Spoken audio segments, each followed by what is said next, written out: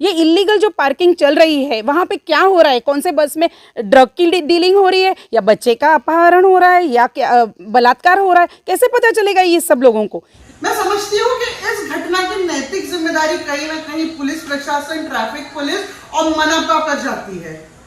नमस्कार, आदाब। आप देख रहे हैं साबिर शेख के साथ ऑन रिकॉर्ड मेरा भाईंदर पश्चिम में आज शनिवार की सुबह करीब 5 बजे के आसपास में खाली बसों को आग लग गई है। इन बसों को आग लगी है या इन्हें आग के हवाले किया गया है, ये एक जांच का विषय है। सबसे पहले हम जानते हैं कि क्या कहना है भाईंदर पुलिस थाने के पीआई चंद्रकांत जाधव का। आइए सुनते हैं।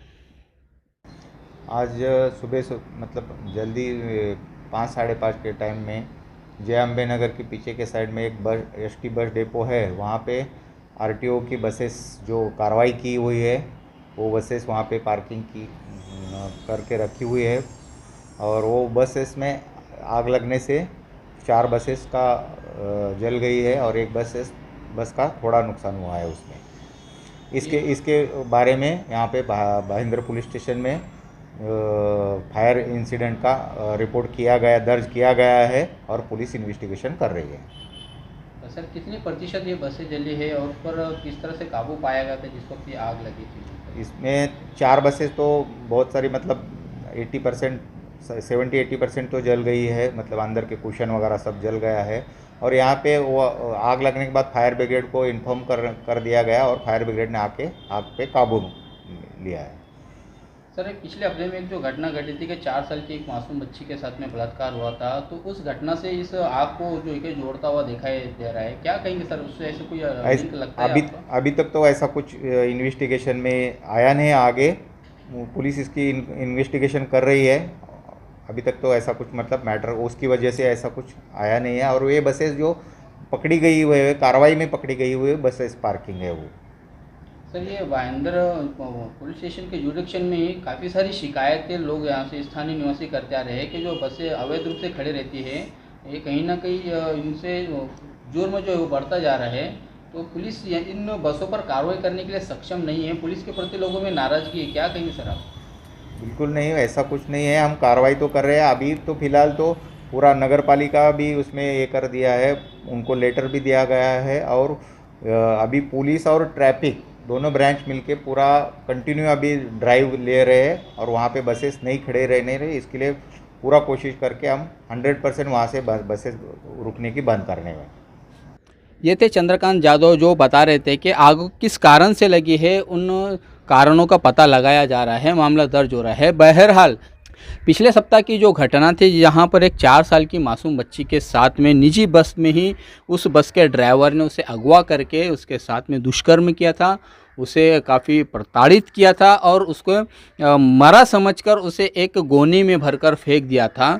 कुछ घंटों के भीतर ही जब घर वाले काफ़ी परेशान हो गए, उन्होंने पुलिस ने शिकायत की और पुलिस ने बड़ी मुस्तैदी से यहाँ पर उस बच्ची को खोज निकालने में मेहनत की, मशक्क़त की और कुछ घंटों के भीतर ही उस लड़की को रेस्क्यू भी किया गया। बच्ची का मेडिकल ट्रीटमेंट के लिए उसे सरकारी अस्पताल में भेज दिया गया था और आरोपी को गिरफ्तार करके 28 तारीख तक का उसकी पुलिस कस्टडी पुलिस ने प्राप्त कर ली है। यह भाईंदर पुलिस की एक बहुत बड़ी उपलब्धि थी। जिस तरह से ये घटना हमारे भाईंदर शहर में अंजाम दी गई है, इस घटना के प्रति स्थानीय निवासियों में गुस्सा बढ़ते जा रहा है। सवाल उठ रहे हैं कि क्या अब हमारे मनपा प्रशासन या पुलिस प्रशासन ऐसी कोई बड़ी घटनाओं का इंतज़ार करती है तब तक किसी प्रकार की कार्रवाई नहीं करती है। आइए हम समझते हैं क्या कहना है स्थानीय निवासियों का, किस तरह से उनका गुस्सा अब उबलने लगा है। मुझे तो ये लगता है कि ये सब जो हो रहा है, जो इलीगल पार्किंग्स जो खड़े हैं, मैंने इसके पहले भी मैं जाके आवाज़ उठाई है कि क्यों ये पार्किंग हो रही है यहाँ पे, क्योंकि एक के पीछे एक बसेस लगाए जा रहे हैं। वो शौचालय भी है जहाँ पे पार्किंग हो रही है, शौचालय भी जाने के लिए आदमी लोगों को देखना पड़ता है कि कहाँ पे है। ये इलीगल जो पार्किंग चल रही है वहाँ पे क्या हो रहा है? कौन से बस में ड्रग की डीलिंग हो रही है या बच्चे का अपहरण हो रहा है या क्या बलात्कार हो रहा है? कैसे पता चलेगा ये सब लोगों को? ये सब लोगों को पता पैदा करने के लिए ये मैं यही बोलूँगी कि ये जो पार्किंग्स है इसको हटाया जाना चाहिए और जो आरोपी है उस आरोपी को बहुत सारा दंड देना चाहिए। मैं तो ये बोलूँगी कि अगर ये आरोपी को जो 4 साल के बच्चे के साथ में ऐसा गंदा व्यवहार करता है, इतना गंदा व्यवहार करता है, अगर ये आरोपी हमारे हाथ में आ जाए, हमारे हाथ में दीजिए इनको, हम सबक सिखाएंगे कि ऐसा कोई भी ना हो कि वो ऐसा वापस कर सके।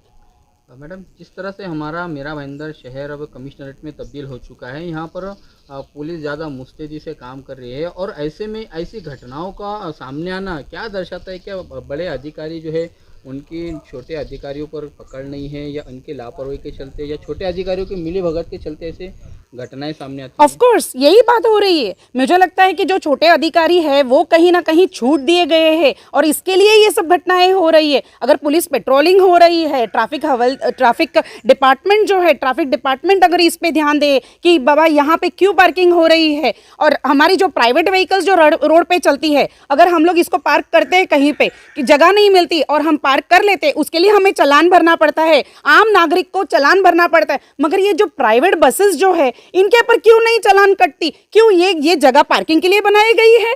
ये जो पार्किंग हो रही है वहाँ पे, इज इट फॉर पार्किंग? तो हमको भी बताइए कि हाँ ये पार्किंग के लिए है तो सभी गाड़ियाँ वहाँ पे पार्क किया जाएगा, क्योंकि बसेस जो बिल्डिंग्स जो है, जो अपार्टमेंट्स जो है जिसमें ये पार्किंग की सुविधा नहीं है, उनको कितनी तकलीफ होती है। तो वहाँ पे लाके सब बस गाड़ियाँ खड़े करेंगे, 4 व्हीलर सब खड़े कर देंगे, 2 व्हीलर्स वहाँ पे खड़े होंगे। Is it allowed? यही मेरा सवाल है ट्रैवल प्रशासन को कि ये जो व्यवहार है, जो पार्किंग हो रहा है, वैसे सभी पार्किंग करना चालू करेंगे तो इज इट अलाउड?